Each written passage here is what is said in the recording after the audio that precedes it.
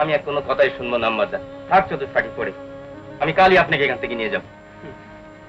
পাগল, আমার কি এখান থেকে যাবার উপায় আছে? দেবতার সামনে দাঁড়িয়ে সেদিন যে প্রতিজ্ঞা করেছিলাম। না না, মিথ্যে, সব মিথ্যে। স্বামীর চেয়ে বড় দেবতা চান নেই, এ কথা যদি আগে বুঝতাম। সাবিত্রীর মতো তো জমের হাত থেকে ফিরিয়ে আনলে, এইবার আমাদের হাতে ছেড়ে দাও, সুস্থ করে তুলি। আসুন কাকাবাবু, আর আমার কোনো ভয় নেই। বিয়ের সময় বেদ মন্ত্র উচ্চারণ করে যে প্রতিজ্ঞা আমাদের করতে হয়। অত শত বুঝি না ভাই, শুধু এইটুকুই জানি স্বামী দেবতা।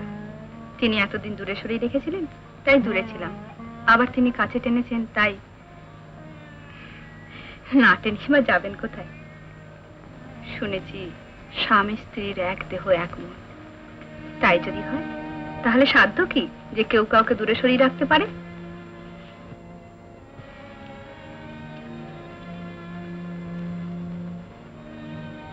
নিজের মনে গুমড়ে মরে কোনো লাভ নেই ভাই। আসলে তোর অহংকারটাই পথের বাধা হয়ে দাঁড়িয়েছে।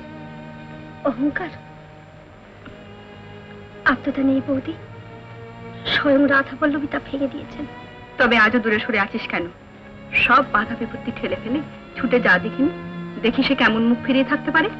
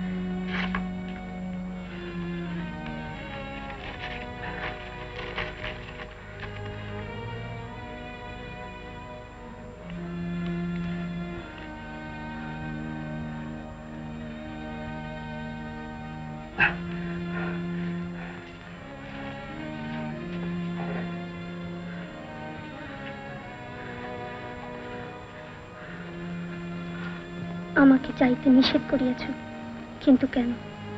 বিবাহ মন্ত্রী সুখ দুঃখের সমুদয় অংশই তো দিতে স্বীকার করিয়াছিল, তবে তোমার পাশে গিয়া সেবা করিবার অধিকারটুকু পাইব না কেন?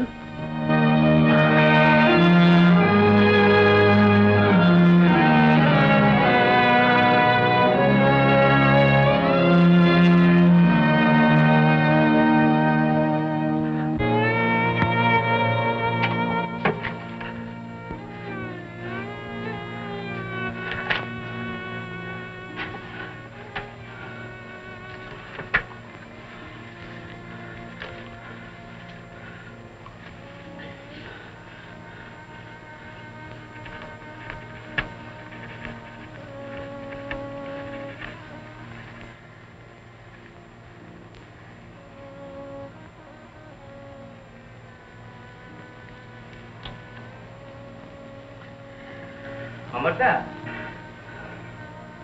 অমরদা, কি হলো অমরদা? আজ আবার জ্বর এসেছে তো? ইস, কাজে পুড়ে যাচ্ছে।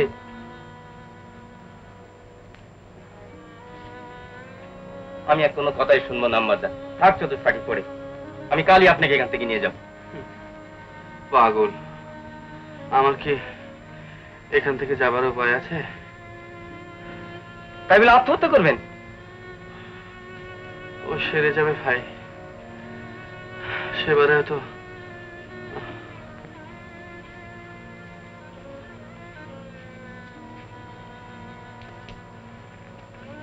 এরপর আপনি কিনা চাঁদপুর যেতে চাইছিলেন।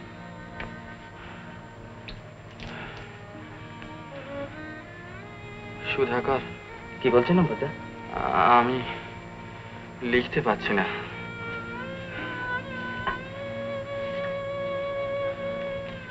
তুমি তাকে জবাবটা লিখে দাও, নইলে সে যদি আবার এসে পড়ে। বলুন কি লিখতে হবে? লেখো, আসামে আমার পার্শ্বে তুমি আসিতে চাহিয়াছ, কিন্তু আমার মা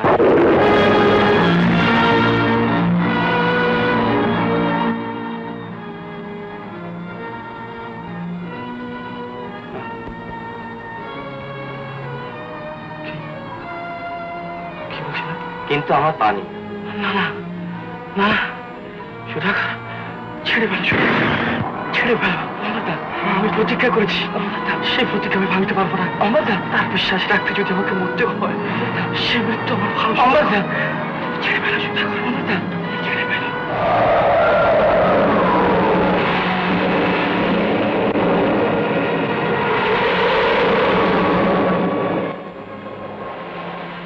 বাণী, মা, বাবা, আমি আসামে যাব। বুঝতে পারছো না, রাধা বলল রাগ করেছেন। বাবা, আমি যাব।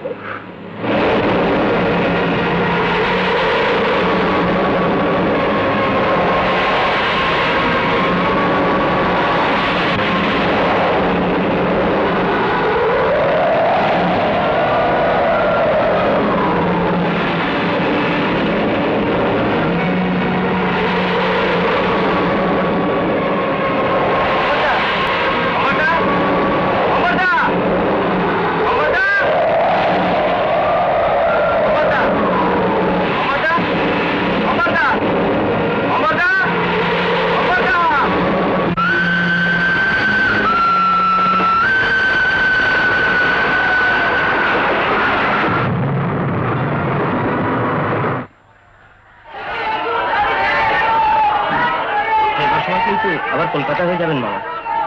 সবই তো নির্ভর করছে রাধা বল্লভের ওপর বাবা। আসামে গিয়ে যে কি খবর পাবো কে জানে। ও কিসের গোলমাল মেঘুদা?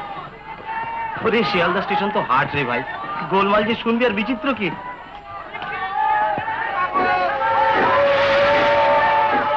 ও মশাই, ও মশাই, শুন শুন শুন, হ্যাঁ, এদিকে। কি চাঁদপুরে যাবার ট্রেনটা প্ল্যাটফর্মে এসে পৌঁছেছে কিনা বলতে পারেন? আরে দাঁড়ান মশাই, যে গাড়ি এলো চাঁদপুর থেকে তারই আগে ঠেলা সামনে। কেন, কি হয়েছে কি? আর বলেন কেন মশাই, একজন ছোকরা পড়েছিল থার্ড ক্লাস কম্পার্টমেন্টে, অঘোর অচৈতন্য, সঙ্গে কোনো লোকজন নেই। বেঁচে আছে না? কে জানে, মুর্দু বলে ওরা নিয়ে যাচ্ছিল মর্গে। আমি রুকে দিলুম, পাঠিয়ে দিচ্ছি এখন হাসপাতালে।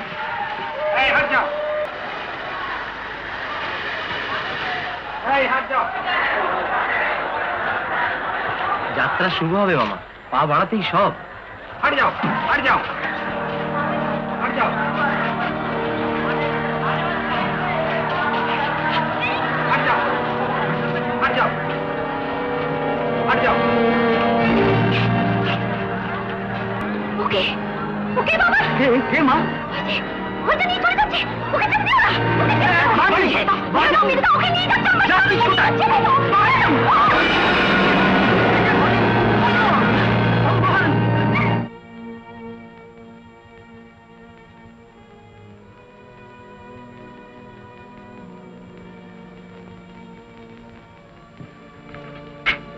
কি বুঝছেন ডাক্তার কাকা? ভয় কি, নিঃশেষ যখন এখনো পড়ছে।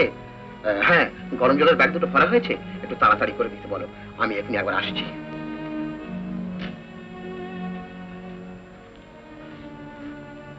আপনি এবারে উঠুন, আমি রোগীর কাছে বসছি।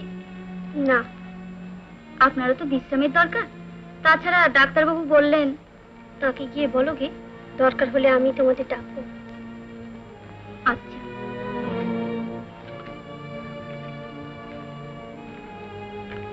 রাত প্রায় শেষ হয়ে এলো, আমি যাই বাইরে একটু ঘুরে আসি, পাগল হয়ে যাব। এই বয়সে মামার কি লাঞ্ছনা। ভালোই ভালোই যদি জামাই এ যাত্রায় বেঁচে ওঠে। ঠিক বেঁচে উঠবে দিদি, ঠিক বেঁচে উঠবে। তুমি দেখো পানির মতো এমন সেবা। আমি তো চোখে দেখিনি, জমির সঙ্গে সমানে লড়ছে।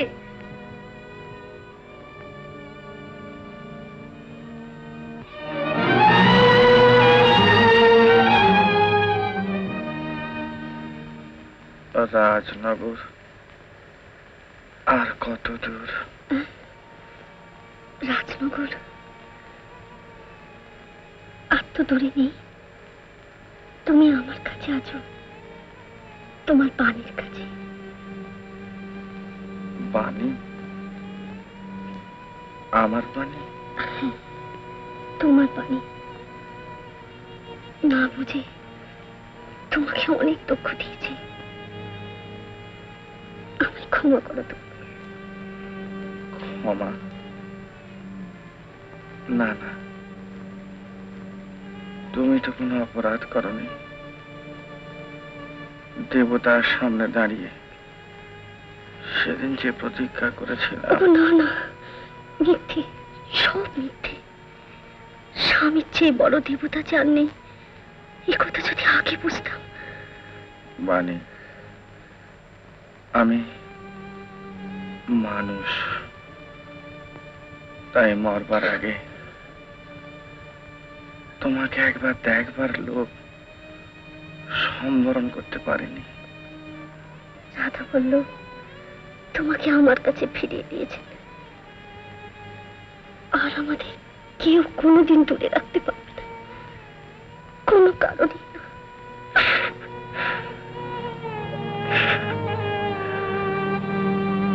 বলছি কি মা, সাবিত্রীর মতো তো জমের হাত থেকে ফিরিয়ে আনলে, এইবার আমাদের হাতে ছেড়ে দাও, সুস্থ করে তুলি। আসুন কাকাবাবু, আর আমার কোনো ভয় নেই।